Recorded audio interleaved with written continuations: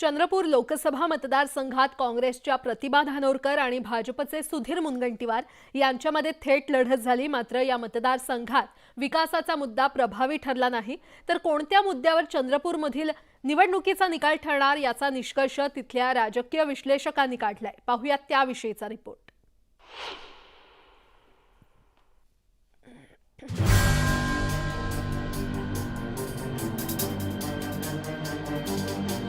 राज्याचं लक्ष चंद्रपूर लोकसभा मतदारसंघात काय निकाल लागणार याकडे लागलाय।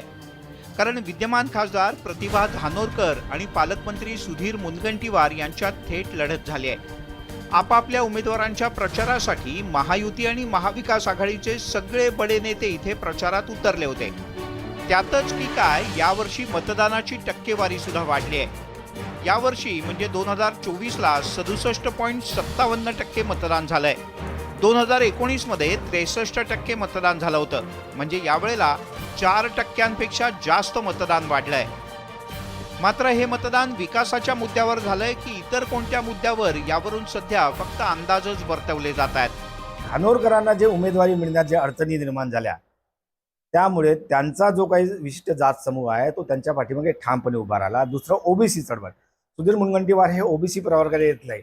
ऐन वेळेवर त्या निवडणुकीच्या काही दिवसाआधी आर्यवैश्य समाजाला ओबीसी मध्ये टाकण्यासाठी एक नोटिफिकेशन निघालं। त्याचाही सेटबॅक सुधीर मुनगंटीवारांना बसला। त्याचाही काँग्रेसच्या उमेदवाराकडून, काँग्रेसच्या समर्थकांकडून प्रचार करण्यात आला।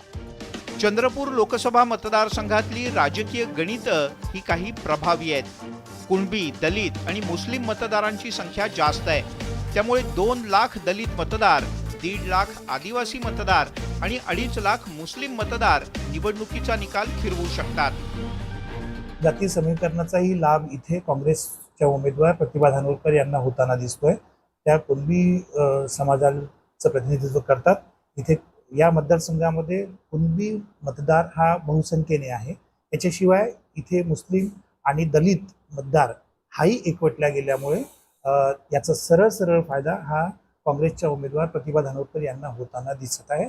आणि त्याच्याचमुळे इथे भाजप उमेदवार सुधीर मुनगंटीवार हे पिछाडीवर असतील अशी एकंदर स्थिती आहे। जिल्ह्यात भाजपचे 3 तर काँग्रेसचे 2 आमदार आहेत। एकंदरीतच ओबीसी मतदारांच्या जोरावर प्रतिभा धानोरकर आघाडीवर राहतील असा अंदाज राजकीय विश्लेषकांनी व्यक्त केलाय।